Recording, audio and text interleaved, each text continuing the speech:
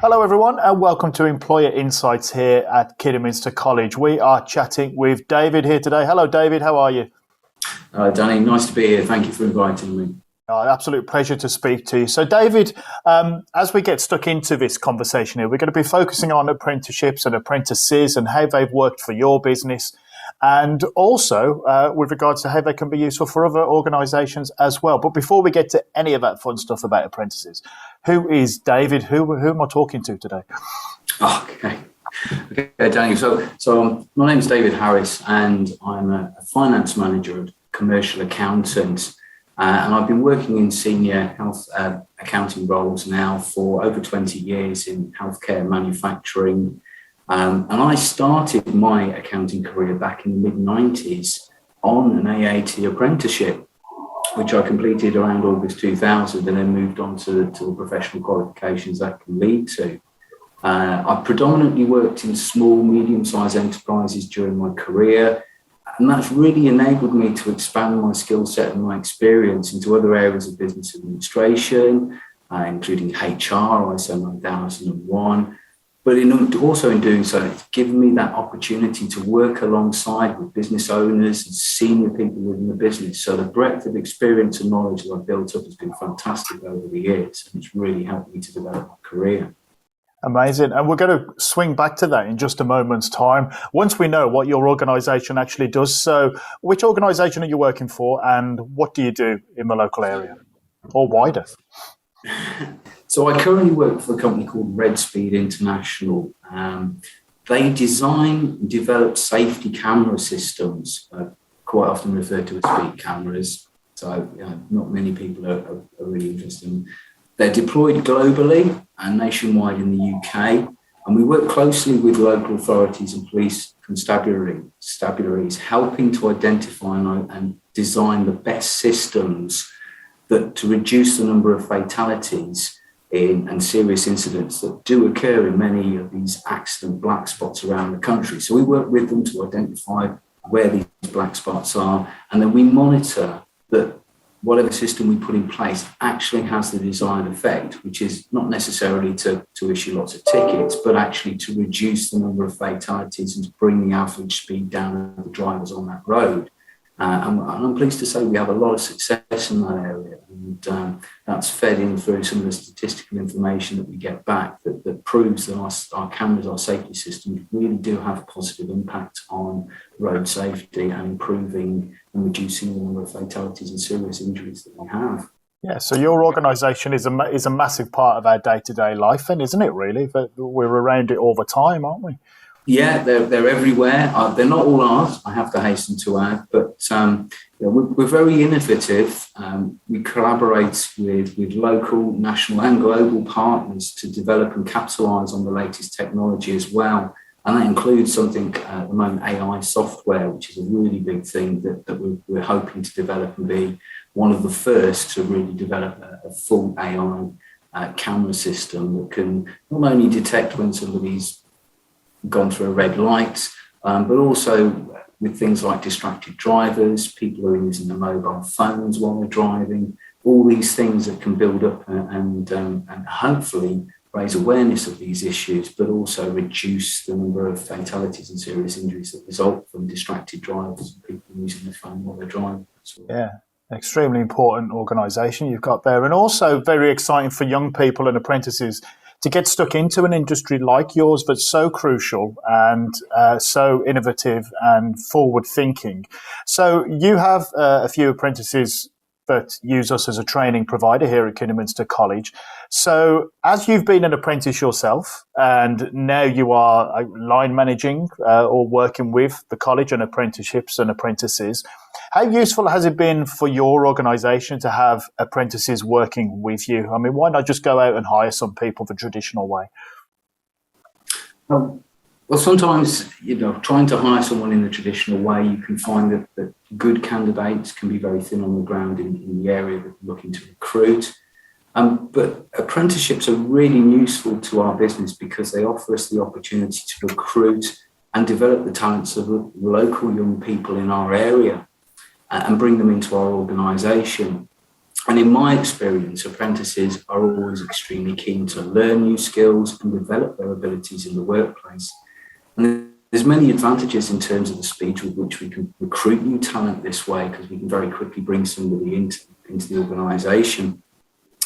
And apprentices, I've found in my experience, well, quite often they'll stay with the company well beyond their completing their apprenticeship. And in that respect, as an employer and as a business, it helps to really develop and build a really positive, strong culture in the organisation, because you keep your retention of your employees, your turnover is lower, and that really helps to, in our case, to have a really strong, almost family-orientated culture around the way that we support and work with each other. Yeah, and you're hitting some key words there when it comes to business growth: the retention, the turnover, the speed and the ease of which you're able to recruit, which is really interesting to hear, straight from you. And just for anybody listening and watching, we haven't scripted this, have we, David? This is not, I haven't emailed you all the answers. Anybody's welcome to go back through the trackers and find out, but we're being straight up and honest here. So, David, I really appreciate that. What kind of success stories have you had from our apprentices that have worked with you? Well, I mean, obviously, they're both the apprentices we've taken on have been in 2021. So going back to the very early part of this year, our first was a young lad who's come on to do an accounting apprenticeship with us. And that immediately doubled the capacity of my department in terms of support. So he has been absolutely fantastic. He's been extremely keen and quick to learn and to take on those responsibilities. And the almost immediate impact that had on me was it freed up more of my time with the other projects that I was really keen to focus on in terms of developing the business and the culture itself as well.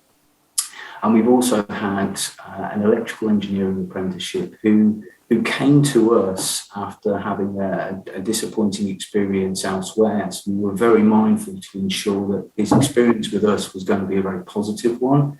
And he's absolutely loved the idea of working with our engineers, installation engineers who work out on the roadside at various venues. So he's been given a huge amount of training, health and safety training, to ensure that he is able and safe to operate in these environments. And the immediate impact has been the support that he's then been given to our existing engineering team in the West Midlands and in the south west of the country. So both apprentices, even though they've both been with us for less than a year, are already making a very valuable contribution to the organisation. They're making an impact. Quite often, feedback I have from some people is that, well, if you have an apprentice, it takes ages before they're any good to you. But that's not necessarily the case. But it is true. You have to accept that taking on an apprenticeship is a big investment. And it's an investment in your time and your experience, as well as the investment in money and training. But as long as you're prepared for that and you understand, then you will get out a huge amount from that individual. And it's always a very positive experience, both ways. It's a tremendous sense of pride that I've experienced throughout my career when people that I've taken on and given these opportunities to have then, you've seen them thrive and you've seen their careers develop. And you still see them on LinkedIn in very senior positions, in some cases more senior than the position I currently hold. But it's a great feeling when you see that someone's been able to do that, and you've played a part in their developing and their growth in that career, which is great. Yeah, it is literally life-changing, and that's not meaning to sound cliche or anything about it, but the opportunities that somebody like you give to a young person to be able to learn and study and progress through that route, as you've just said, it really does change things for them, because maybe the classroom isn't best suited for them, or maybe the workplace is where they want to be, and they know what they want to develop and grow. So that's really interesting to hear. And also, you spoke there briefly about the investment from your side. A question I kind of haven't prepped you for here, so I hope you don't mind me asking. But what are some of the challenges then with apprentices, or some of the stereotypes you've seen out there that have almost come true a little bit? Have there been any without saying the word negative, but I'm going to say the word negative. Have there been any kind of negative things that you think, oh my gosh, this is a lot of work? Just to try and keep it, both sides and honest and balanced while we're talking. Balanced and biased. I mean, yeah, it is hard work. You have to accept the fact that certainly in the early days, you must spend the time, you must invest the time with that apprentice, because the key to bring them on very quickly is to build their confidence. And most importantly, the belief in themselves that they can achieve these things, that they are capable, they have the ability and the skills that they can do these things. And if you nurture that in the right way, and you encourage them, and actively praise them, and give them the exposure, they will really flourish. But you have to make that commitment. You can't just put them onto a desk, teach them a menial task, and then just leave them to do that, because they won't grow beyond that. And you've got to give them that confidence to go further. And when you do that, it pays you dividends, because as they start to develop confidence in the workplace, it also develops their confidence when it comes to their studies and their learning, particularly the example of our current accounting apprentice, because he's just taken one of the exams that he was throughout his course. He was very concerned how well he was going to do, but we kept practicing, we kept encouraging him, and he came out with a really high pass. I think it was a distinction he achieved, which was top of his class. So he was, and you could see the look that that sudden change in his own character, that actually, I can do this, I am good at this, I am capable. And you see that change in that individual, and from there it's you're almost holding them back, because you have to sort of manage their expectations, say, yes, you're doing really well, but you're not quite ready to be an FD just yet. You need to walk before you can run, as they always say. Yeah, and that's a credit to you and your organisation, but you are willing to take that time and invest and nurture and see the potential in young people to be able to progress and flourish in your company. And obviously it's working. Whatever it is, your tricks in your trade that you're employing there are obviously working. And thank you so much as well for, one, working with us, and two, making a real positive difference to people's lives. I know people might think, oh, it's a speed camera company and they work in accounts. How's that changing people's lives? But it actually is. People are happy and confident in the workplace and making a real contribution to society. So thank you to you and your team for what you're doing there. We'll put an end to this now, David, if that's all right with you. I was just wondering if I ask you one last question, then. So for people on the edge or on the brink thinking, do I, don't I, maybe a coin toss would decide if they were going to hire an apprentice, would there be any kind of parting line from you in terms of should they or shouldn't they?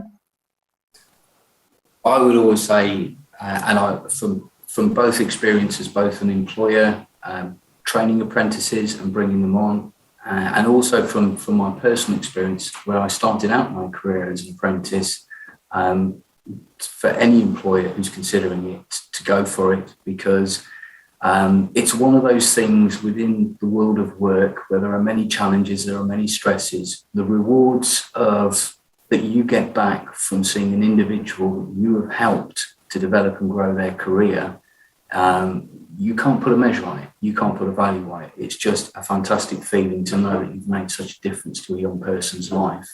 And I just would say, if you're thinking about it, do it. It's one of the most rewarding things you can do as an employer. It's great.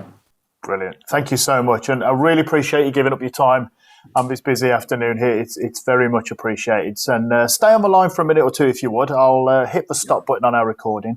But for now, I'll just say thank you very much for sharing your employer insight, and we'll see you again sometime. Thank you very much, Dan. It's been a pleasure speaking with you today. It really has. Thank you. Bye-bye.